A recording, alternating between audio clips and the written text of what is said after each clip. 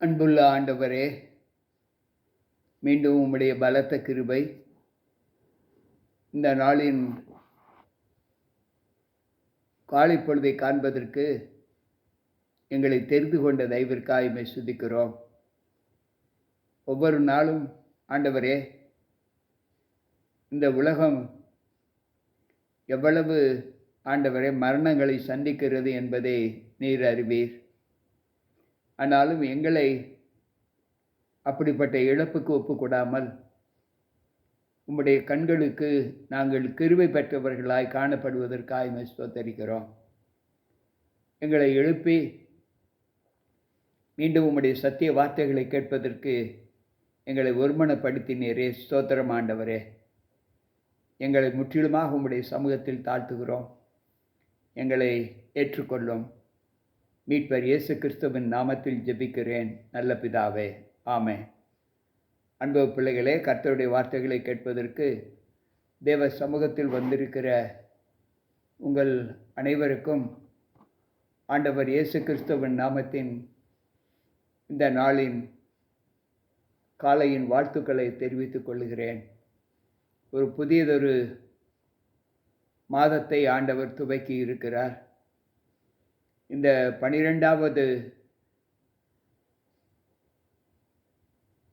நாளிலும் ஆண்டவரே, இந்த 12 மாதங்களாக எங்களை பாதுகாத்து ஒரு புதிய ஆண்டிற்குள்ளாக எங்களை அழைத்து வந்தீர். அதைப்போல இந்த ஆண்டிலேயும் முதல் மாதத்தை நாங்கள் கடந்து செல்வதற்கு எங்களுக்கு கிருபை கொடுத்தீர். இன்றைக்கு இந்த வருடத்தின் 2வது மாதத்தின் முதலாவது நாள் ஆண்டவரே. இந்த முதலாவது நாளை என் தேவன் எங்களை பெருக்கமாக ஆசீர்வதித்து பலப்படுத்தும். என்னாலே உன் நாட்கள் பெருகும், உன் ஆயுசின் வருஷங்கள் விருத்தியாகும் என்று சொன்ன தேவன் எங்களோடு இந்த மாதம் முழுவதும் இருந்து உம்முடைய கரம் எங்களை வழிநடத்தி காத்துக்கொள்ள கிருபை செய்யும். வந்திருக்கின்ற எங்கள் ஒவ்வொருவருக்குள்ளும் உம்முடைய வல்லமை தங்கி இருக்கட்டும். மீட்பர் இயேசுவின் நாமத்தில் ஜெபிக்கிறேன் நல்ல பிதாவே, ஆமென். அன்பு பிள்ளைகளே, இன்றைக்கு நாம் தியானிக்கக்கூடிய ஒரு பெரிய சத்தியம் என்னவென்றால், யாக்கோபின் புஸ்தகம் 3வது அதிகாரத்தில் ஊழியக்காரர்களாக போதகர்களாக இருப்பவர்கள் எப்படிப்பட்ட தகுதிகளை பெற்றிருக்க வேண்டும் என்று ஆண்டவர் சொல்லுகிறார்.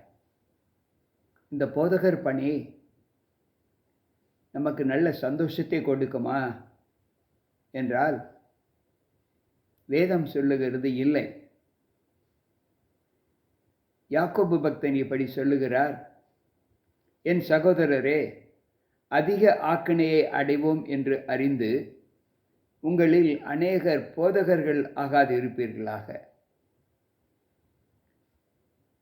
ஆங்கில வேதாகமத்தை நாம் வாசிப்போம் என்றால் அங்கு போதகர் என்ற சொல்லுக்கு மாஸ்டர் என்று சொல்லப்பட்டு இருப்பதை நாம் வாசிக்கலாம். அன்பு பிள்ளைகளே, அந்த வார்த்தை நமக்கு என்ன கற்றுக் கொடுக்கிறது என்பதை யோசித்து பார்த்தால், அங்கு my children, be not many masters, knowing that we shall receive the greater condemnation.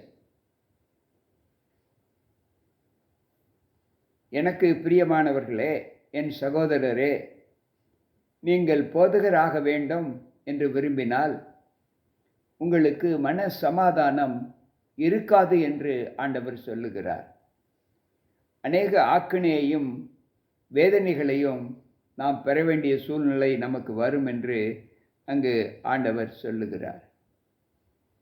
எப்படி என்றால், மத்தேயு பக்தன் 23வது அதிகாரம் 8வது வசனத்திலே இந்த வார்த்தையை அவர் சொல்லுகிறார். தேவ வார்த்தை இப்படி சொல்லுகிறது, நீங்களோ ரபி என்று அழைக்கப்படாதிருங்கள், கிறிஸ்து ஒருவரே உங்களுக்கு போதகராய் இருக்கிறார். நீங்கள் எல்லோரும் சகோதரர்களாய் இருக்கிறீர்கள். கிறிஸ்துவுக்கு மட்டும்தான் அந்த போதகர் என்கின்ற பெயர் இருக்க வேண்டுமே தவிர, உங்களுக்கு அந்த போதகர் என்ற பெயர் இருக்கக்கூடாது.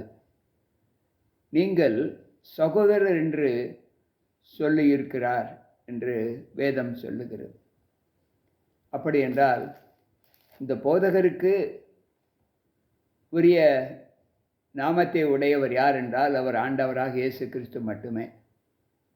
நாம் ரபி என்று இனி போதகர் என்று அழைக்கப்படாமல் சகோதரர் என்று அழைக்கப்பட வேண்டும் என்று அங்கு ஆண்டவர் சொல்லுகிறார். மேலும் லூக்கா எழுதின நற்செய்தி நூல் 6வது அதிகாரத்தில் 37வது வசனத்தை வாசிப்போம் என்றால் அங்கு ஆண்டவர் சொல்லுகிறார். லூக்கா 6:37, மற்றவர்களை குற்றவாளிகள் என்று தீர்க்காதிருங்கள், அப்பொழுது நீங்களும் குற்றவாளிகள் என்று தீர்க்கப்படாதிருப்பீர்கள். மற்றவர்களை ஆக்கினைக்குள்ளாகும்படி தீர்க்காதிருங்கள், அப்பொழுது நீங்களும் ஆக்கினைக்குள்ளாக தீர்க்கப்படாதிருப்பீர்கள். விடுதலை பண்ணுங்கள், அப்பொழுது நீங்களும் விடுதலை பண்ணப்படுவீர்கள். அன்பு பிள்ளைகளே, இந்த போதகர் பணி என்பது மற்றவர்களை குற்றவாளிகளாக தீர்க்கக்கூடாத ஒரு பணி. நாம் மற்றவர்களை குற்றவாளி என்று தீர்க்கக்கூடிய சூழ்நிலை வரும். அப்படி வந்தால் நாமும் குற்றவாளிகளாக தீர்க்கப்படுவோம். அங்கு ஆண்டவர் சொல்லுகிறார், நாம் மற்றவர்களை ஆக்கினைக்குள்ளாக்கும்படி நாம் தீர்ப்பை கொடுக்கக்கூடாது. அப்படி செய்தால் நாமும் ஆக்கினைக்குள்ளாக தீர்க்கப்படுவோம் என்று ஆண்டவர் சொல்லுகிறார். விடுதலை பண்ணுங்கள், அப்பொழுது உங்களுக்கும் விடுதலை கிடைக்கும் என்று ஆண்டவர் சொல்லுகிறார். எனக்கு பிரியமான தேவ பிள்ளைகளே, சற்று நம்முடைய காலங்களின் நியமங்களை யோசித்து பார்த்தால் இந்த ஊழிய பணி என்பது தேவனால் நியமிக்கப்பட்ட ஒரு பணியாக காணப்பட வேண்டும். அங்கு எபிரேயர் 5வது அதிகாரம் அங்கு 4வது வசனத்தை நாம் வாசிப்போம் என்றால் ஆண்டவர் ஊழிய பணிக்கு உகந்த ஒரு ஜாதி எது என்றால், ஒரு ஜாதி என்று சொல்லும்போது ஒரு கோத்திரம் எது என்றால், மேலும் ஆரோனை போல தேவனால் அழைக்கப்பட்டால் ஒழிய ஒருவனும் இந்த கனமான ஊழியத்துக்கு தானாய் ஏற்படுவது இல்லை. ஆரோனை போல அழைக்கப்பட்டால் ஒழிய ஒருவனும் தானாய் இந்த ஊழியத்திற்கு தகுதி அல்ல என்று ஆண்டவர் சொல்லுகிறார். ஆரோன் எப்படி தேவனுடைய ஊழியத்திற்கென்று அழைக்கப்பட்டார் என்பதை நாம் வாசிப்போம் என்றால் வேதம் அதை குறித்து சொல்லுகிற வார்த்தைகள், அன்பு பிள்ளைகளே, யோவான் நற்செய்தி நூல் 3வது அதிகாரம் 27வது வசனம் இப்படி சொல்லுகிறது. ஆண்டவர் தம்முடைய ஊழியத்திலே அவர் தெரிந்து கொண்ட விதம் எப்படி என்றால், யோவான் 3:27 சொல்லுகிறது, யோவான் பிரதியுத்தரமாக, பரலோகத்திலிருந்து ஒருவனுக்கு கொடுக்கப்பட்டால் ஒழிய அவன் ஒன்றையும் பெற்றுக்கொள்ள மாட்டான் என்று அங்கு வேதம் சொல்லுகிறது. நமக்கு எந்த நிலை இருந்தாலும் சரி, ஆசீர்வாதமோ சாபமோ எதுவாக இருந்தாலும் அது பரத்திலிருந்து வரக்கூடியதுதான் என்று நாம் நம்ப வேண்டும். நமக்கு இருக்கக்கூடிய இந்த மேன்மை, நமக்கு இருக்கக்கூடிய இந்த மேன்மை இல்லாமை, இவைகளெல்லாம் பரத்திலிருந்து வரக்கூடிய ஒன்று. அதை நாம் அங்கிருந்து பெற்றுக்கொள்ளாவிட்டால் நாம அதை பெற்றுக்கொள்ள முடியாது என்று ஆண்டவர் சொல்லுகிறார்.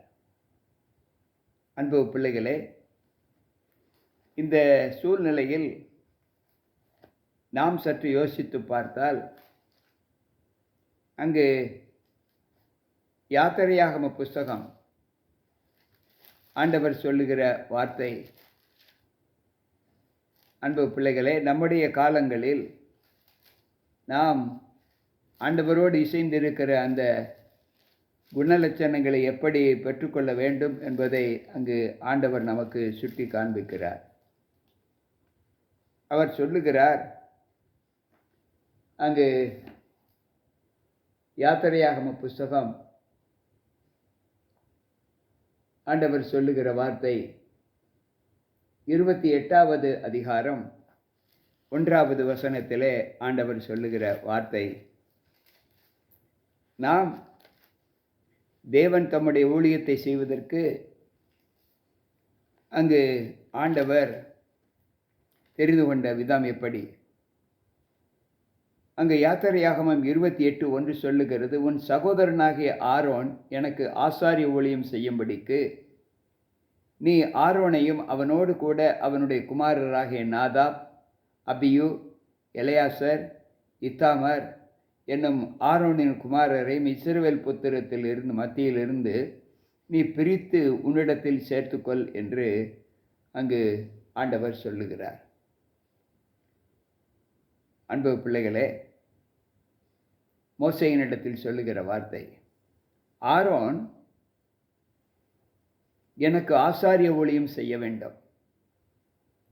எனவே அந்த ஆசாரிய ஊழியம் செய்கிற அவனை நீ இஸ்ரவேல் புத்திரத்திலிருந்து பிரித்து எடுத்து அவனுக்கு கொடுக்கப்பட்ட பிள்ளைகளை உன்னிடத்தில் சேர்த்துக்கொள் என்று ஆண்டவர் சொல்லுகிறார். அன்பு பிள்ளைகளே, இந்த ஆரோன் எப்படியெல்லாம் தன்னுடைய வாழ்க்கையில் தேவனுக்கு என்று தன்னை அர்ப்பணித்தார்.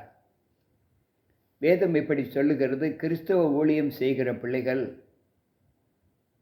இனஞ்சன பந்துக்கள் மீது அக்கறை காட்டுகிற, தன்னுடைய சொந்த குடும்பத்தில் உள்ள மனைவி பிள்ளைகளில் பெற்றோர்கள் இவர்களிடத்தில் அக்கறை காட்டுகிற ஒரு ஊழியக்காரனாக இருக்கக்கூடாது.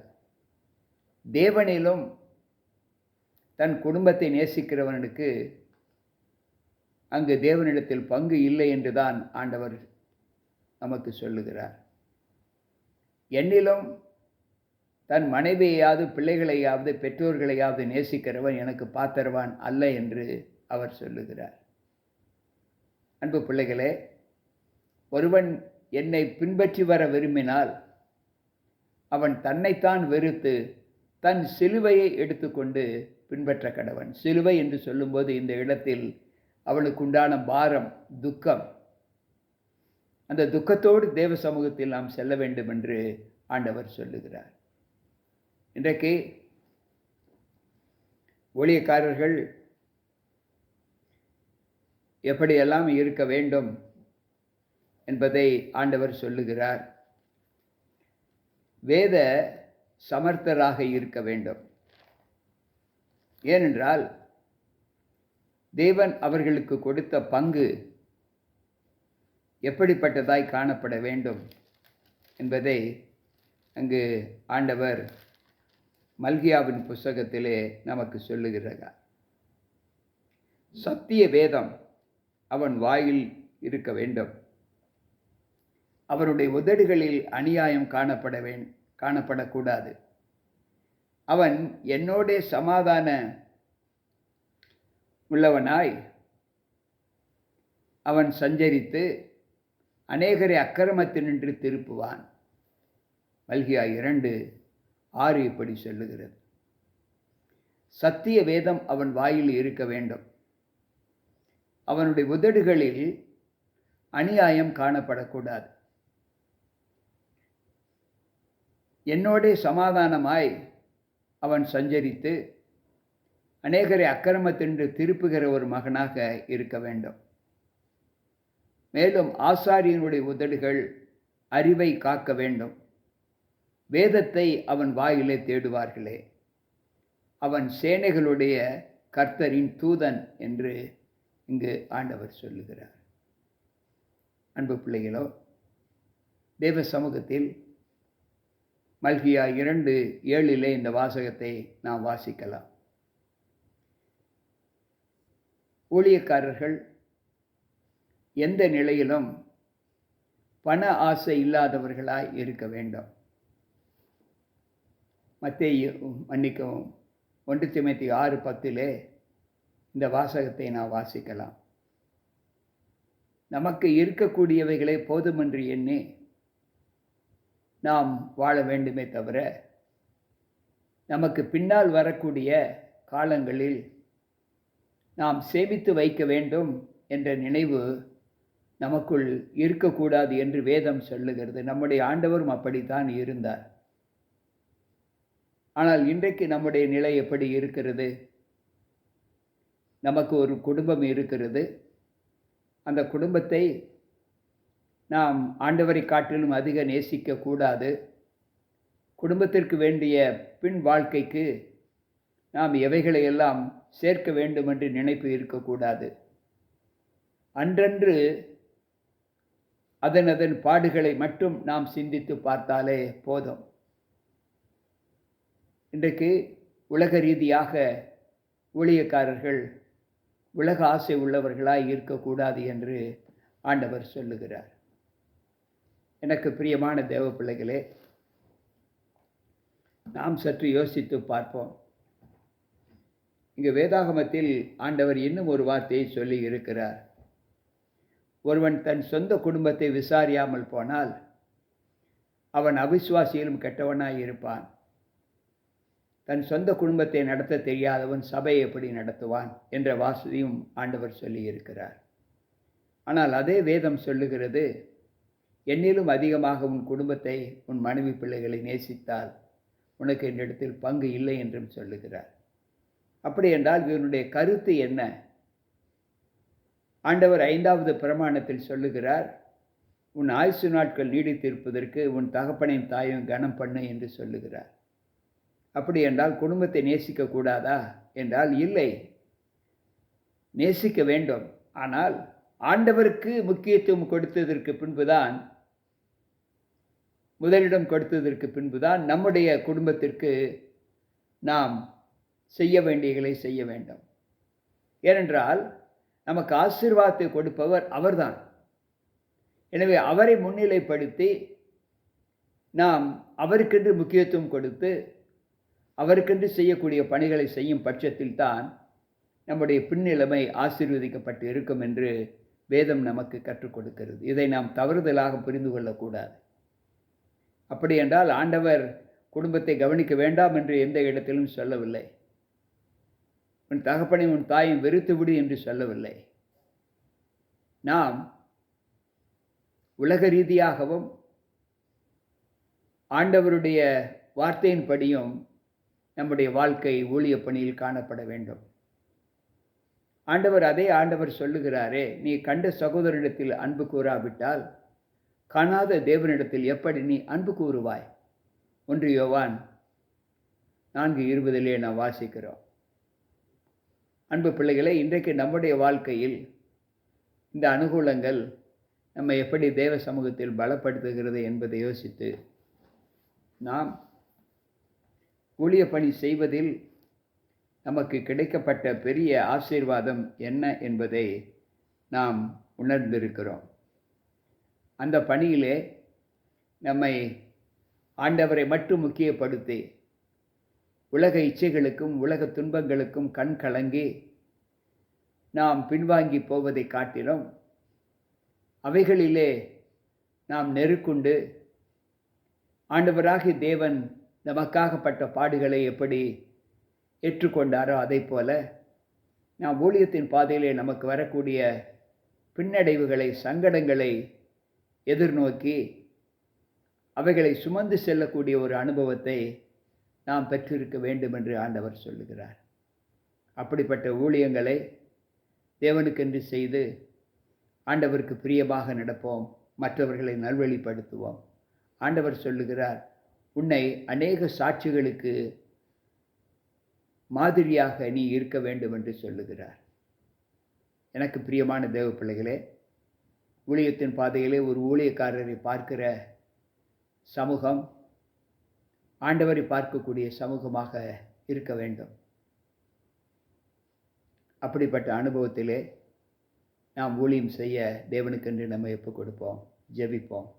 அன்பு ஆண்டவரே, உம்முடைய வார்த்தைகளை கேட்ட எங்கள் ஒவ்வொருவருக்குள்ளும் உம்முடைய கிருபை இருந்து பாதுகாத்து நாங்கள் நல்வழிப்படுத்தி, ஆண்டவரே, நீர் எங்களுக்கு என்ன சொல்லி இருக்கிறீரோ அந்த வார்த்தைகளின்படி செய்ய எங்களுக்கு பலத்தை தாரும்.